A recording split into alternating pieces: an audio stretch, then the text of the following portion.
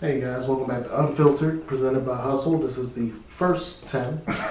I'm Jay Skyline. I'm in James. And usually the first 10 is usually a sports topic. We usually talk about it for the first 10 minutes. It doesn't matter if it's a extreme sports topic. But today, because we are also a hip-hop show, music, but we center around hip-hop and R&B when it comes to our music, we would like to first take our condolences to Takeoff, one-third of the Migos.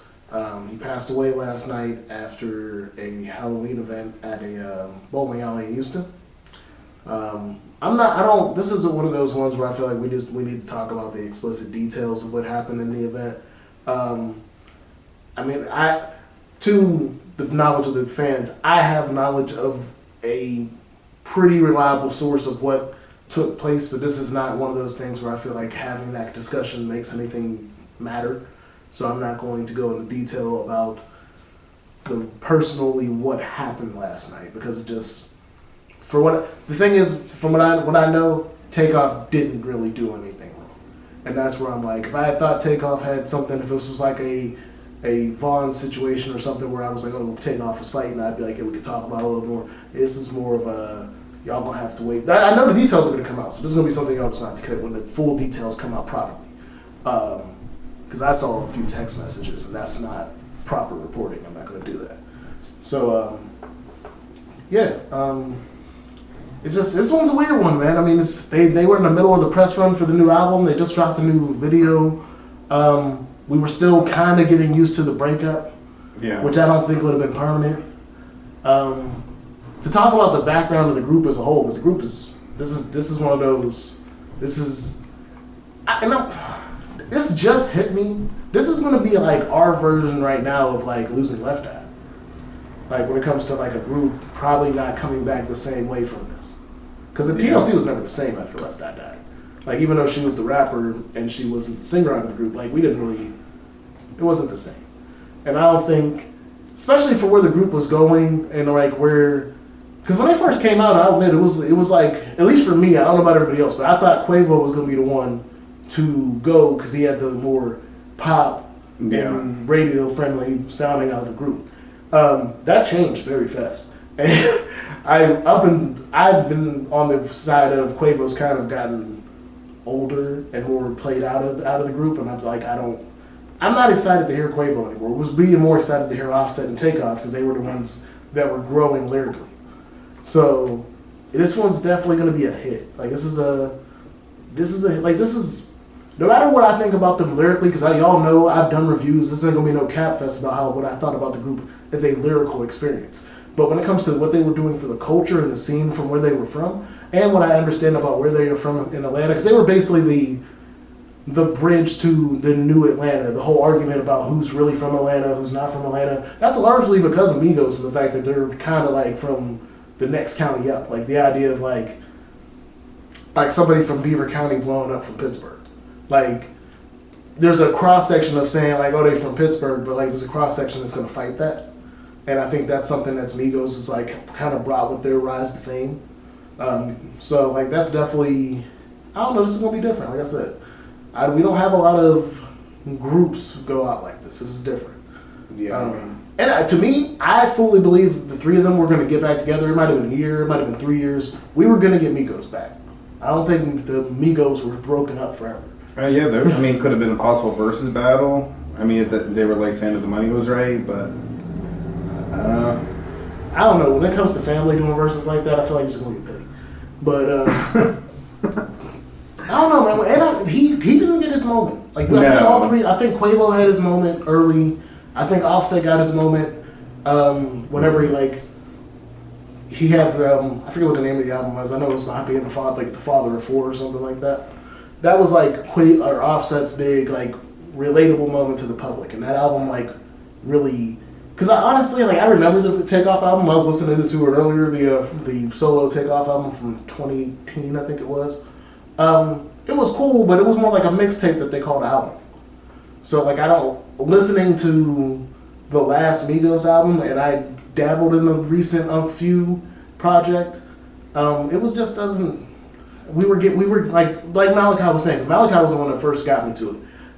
Takeoff's lyrical ability, especially in the third Migos album, which is really funny to me because everybody on that was the Migos album that I thought they was cool, and everyone's like, oh, that they played out now. I'm like, damn, like I thought this was the best lyrical ability we've seen from Migos album, mostly because of Offset and Takeoff taking over more than Quavo, and then not being like a musical, like it was more rap and more gritty at this point. It wasn't about singing as much. But we've talked a lot about it. I'm gonna let James get his piece in because I've been rapping. Damn. Yeah. I mean, it's pretty wild. I mean, seeing that go down and losing, like, I mean, like that group is like, I don't know. I don't think they would ever get back together. I don't think it's gonna be. I think that Offset and Quavo will work together from here on out. I don't know. It's just gonna. I mean, I guess you could in maybe years, but I don't think it's gonna happen soon. I mean, you might see them on some tracks together, but it's just definitely gonna be so different. I mean, still with their like kind of like little falling out a little bit. I mean, they're still family, but still, it's like they all grew up in the same house together. Yeah. Like from a very early age. Like Quavo's the oldest. Offset is 3 years younger, and then I think Takeoff is the youngest.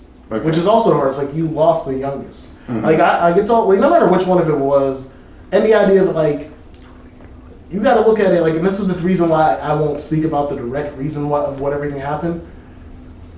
Quavo was there. Quavo saw him die. Quavo has to deal with seeing his nephew / brother or cousin die because that's his nephew. But Yeah. they grew up as brothers basically. They grew up in Quavo's mom's house. Offset and Takeoff's grandmother. They all grew up in the same crib. You gotta go home and tell your sister that her son ain't come home. Damn. Yeah. I'm not. No matter what happened last night, that to me is way realer than anything rap. That's more than rap. That's more than rap. That's more than hip hop. That's more than being famous. And that to me is wild hard. I couldn't imagine having to do that after seeing it happen. Shit. Yeah. You gotta have to, but You ain't got no choice. yeah. Like there's nothing funny about that, but you ain't got no choice. No, yeah. So, we got a few minutes left in the first 10, and as always, I see things as a full view thing. I don't know if James got to see it, but I saw some of the images early in the morning. I'm not going to specifically talk about what the images were. They were gross. People should be ashamed of themselves. I hope you rot with whatever TMZ gave you.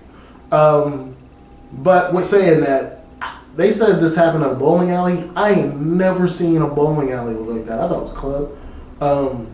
I guess bowling alleys in Houston is different than Pittsburgh. That was the nicest looking bowling alley I ever seen.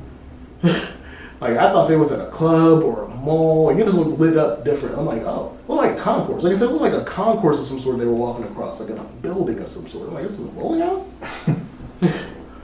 So that was my one light part of this. That's all I really got light on this.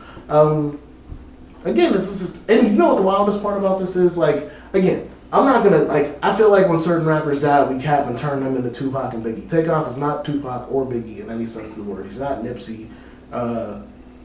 He was just somebody really talented, and no matter what I think or anybody thinks about their group's lyrical ability, these guys were a moment in history and the culture that doesn't come around a lot.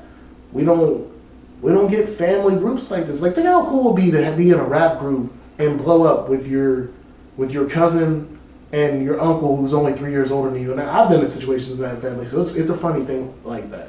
But like, you blow up, you get all that, you rejuvenate a part. Like, it's not rejuvenate because Atlanta's always kind of been on top, but it's the next wave. They jumped into the Young Thug, the Little Baby, the Gunna Run Future.